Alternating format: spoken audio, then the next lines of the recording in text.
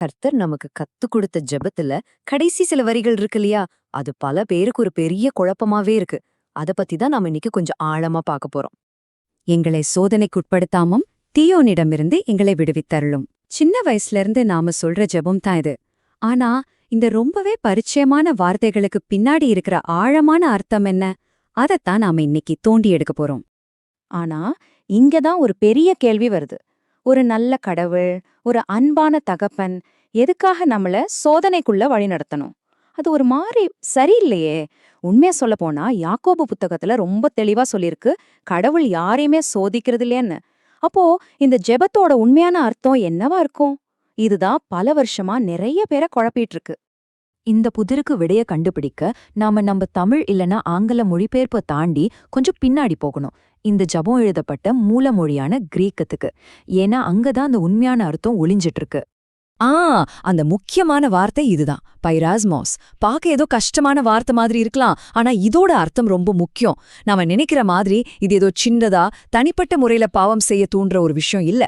அதுக்கும் மேல இது ஒரு யுகத்தோட கடைசியில வர ஒரு மாபெரும் உபதிரவ காலம், ஒரு பெரிய பரீட்சை, இல்லனா ஒரு புதிய யுகத்தோட பிரசவ வேதனை மாதிரியான ஒரு பெரிய நிகழ்வை குறிக்குது. இந்த வித்தியாசம் ரொம்ப ரொம்ப முக்கியம் பாருங்க. நாம சாதாரணமா சோதனைன்னு சொல்றது நம்மள சபலப்படுத்துற சின்ன சின்ன விஷயங்கள். ஆனா பைராஸ்மோஸ் அப்படி இல்ல. அது ஒரு முழு உலகத்தையே பாதிக்கக்கூடிய, சரித்திரத்தையே மாத்தக்கூடிய ஒரு பெரிய சோதனை. சரி, இந்த பைராஸ்மோசிஸ்ங்கிற வார்த்தை வெறும் தியரி இல்ல. அது ரொம்பவே பயங்கரமான ஒரு நிஜமா மாறின ஒரு இடத்துக்கு நாம இப்ப போக போறோம். கெத்செமனே தோட்டத்துக்கு. அந்த இருண்ட ராத்திரியில இயேசு தன் சீகர்கள் கிட்ட சொன்னது இதுதான். நீங்க அந்த பைராஸ்மோஸ்குள்ள, அந்த பெரிய சோதனைக்குள்ள, அந்த உபத்திரவ காலத்துக்குள்ள போகாம இருக்க விழிச்சிருந்து ஜெபம் பண்ணுங்க. கவனிச்சிங்களா அவர் எப்படி அந்த வார்த்தைய பயன்படுத்துறாருன்னு? இது ஏதோ சின்னதா பாவம் பண்ணிராதீங்கன்னு சொல்ற ஒரு மென்மையான எச்சரிக்கை இல்ல. இது அவங்க மேல கவிழப் போற ஒரு பெரிய புயல பத்தின ஒரு அவசரமான அபாய சங்கு மாதிரி இருந்துச்சு. இயேசு ஏன் அவங்கள அப்படி எச்சரிச்சார்? ஏன்னா அவருக்கு தெரிஞ்சிருந்துச்சு, அந்த மாபெரும் சோதனையோட மொத்த பலத்தையும் அந்த இருட்டோட மையத்தையும் அவர் ஒருத்தர் தான் தனியா நின்னு சந்திக்கணும்னு. அப்போதான் அவரோட சீடர்கள் அதால நசுங்கி போகாம காப்பாத்தப்படுவாங்க. அவரை கைது செய்ய வந்தப்போ இயேசு சொன்ன இந்த வார்த்தைகளை கேளுங்க. இது உங்களுடைய வேலையும் அந்த காலத்தின் அதிகாரமுமாயிருக்கிறது. ஆமா, அவர் ரொம்ப நாளா எதிர்பார்த்துட்டு இருந்த அந்த பிரபஞ்ச யுத்தம் அது கடைசியா வந்துருச்சுன்னு அவருக்கு முழுசா தெரிஞ்சுது. இங்கதான் ஒரு ஆழமான மர்மமே இருக்கு. இயேசு இந்த ஜெபத்தை நமக்காக சொல்லிக் கொடுத்தாரு. ஆனா அவரே அந்த ஜெபத்தை சொன்னப்போ அவருக்கான பதில் இல்லைன்றதா தான் இருந்துச்சு. ஏன்னா அந்த விடுதலை கிடைக்காம அந்த சோதனைய முழுசா தாங்கிக் கொள்வதுதான் அவரோட தனிப்பட்ட அழைப்பு, அவரோட பணி. ஓகே, இப்ப நாம ஜெபத்தோட 2வது பகுதிக்கு வரலாம். தீமையிலிருந்து எங்களை விடுவித்தருளும்னு சொல்றோமே, நம்ம எந்த தீமையை பத்தி இங்க பேசுறோம்? கிரேக்க மூல மொழியில பார்த்தா இதுல ஒரு சின்ன குழப்பம் இருக்கு. இது தீமையிலிருந்து விடுதலைன்னு அர்த்தம் கொடுக்கும், இல்லனா தீயவனிடமிருந்து விடுதலைன்னு அர்த்தம் கொடுக்கும். இந்த தெளிவில்லாத தன்மை ரொம்பவே பொருத்தமானதுதான்னு நான் நினைக்கிறேன். ஏன்னா தீமைங்கிறது வழுகிக்கிட்டு போற மாதிரி ரொம்ப குழப்பமான ஒரு விஷயம். அதை சுலபமா வரையறுக்க முடியாது. அது நம்ம சினிமால பாக்குற மாதிரி கொம்பு வச்ச உருவம் கிடையாது.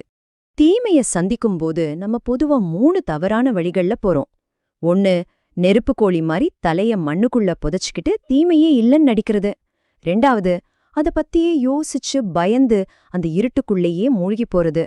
3வது, ரொம்ப ஆபத்தான வழி, நம்மள ரொம்ப நல்லவங்களா நினைச்சுக்கிட்டு தீமை மத்தவங்க கிட்ட மட்டும்தான் இருக்கு, நம்ம கிட்ட இல்லவே இல்லைன்னு நினைக்கிறது. ஆனா இயேசுவோட வழி இது 3மே இல்ல. அது ரொம்ப வித்தியாசமானது. அவர் தீமையே இல்லன்னு சொல்லல, அத பார்த்து பயந்து ஓடவும் இல்ல. அதுக்கு பதிலா தேவனுடைய ராஜ்யத்தோட வல்லமையோட அத நேருக்கு நேரா சந்திச்சாரு. அந்த மோதலோட உச்சகட்ட விளைவுதான் சிலுவை. சரி, இதெல்லாம் ரொம்ப நல்லா இருக்கு. ஆனா இவ்ளோ ஆழமான அர்த்தம் இருக்கிற இந்த ஜெபத்தை இன்னைக்கு நம்ம வாழ்க்கையில நாம எப்படி புரிஞ்சுக்கிட்டு ஜெபிக்கிறது? பவுல் சொன்ன இந்த வார்த்தைகள் நமக்கு ஒரு பெரிய ஆறுதல். தேவன் அவர்கள் தாங்கக்கூடிய அளவுக்கு மேலாக சோதிக்கப்பட இடங்கொடார். அதாவது சோதனைகள் வரும், அது உண்மைதான். ஆனா அந்த சோதனைகளை தாங்கிறதுக்கு தேவையான பலத்தை கேட்டு நாம மன்றாடுறதுதான் இந்த ஜெபம். அப்போ பாருங்க, இந்த ஒரே ஜெபத்துக்கு நமக்கு 3 விதமான அர்த்தங்கள் இருக்கு. 1, உலகத்தோட கடைசியில வர்ற அந்த பெரிய உபத்திரவத்திலிருந்து தப்பிக்கணுங்கிற ஜெபம். 2, நம்மால தாங்கவே முடியாத தனிப்பட்ட சோதனைகளுக்குள்ள நாம போயிடக்கூடாதுங்கிற ஜெபம். 3வது, நம்ம விசுவாசத்தை பலப்படுத்த வர்ற சோதனைகளை நம்ம பத்திரமா கடந்து போறதுக்கான வலிமையை கேட்கிற ஜெபம். இந்த இடத்துல மரியாள் நமக்கு ஒரு அருமையான உதாரணமா இருக்காங்க. இதோ நான் ஆண்டவரின் அடிமை அப்படின்னு சொல்லி அவங்க தேவனுடைய சித்தத்தை ஏத்துக்கிட்ட மாதிரி நாமளும் நம்ம வாழ்க்கையில வர்ற சோதனைகளை ஒரு பெரிய தெய்வீக திட்டத்தோட ஒரு பகுதியா பார்க்க கத்துக்கிறோம். அதாவது இந்த உலகத்தோட வலியையும் அதே சமயத்துல கடவுளோட நம்பிக்கையையும் ஒன்னா சுமக்கிறவங்களா நாம மாறுறோம். இன்னைக்கு நாம பேசுனது எல்லாத்தோட மைய கருத்தே இதுதான். நாம விடுதலைக்காக ஜெபிக்க முடியுதுன்னா அதுக்கு ஒரே காரணம் சிலுவையில என்ன நடந்துச்சோ அதுதான்.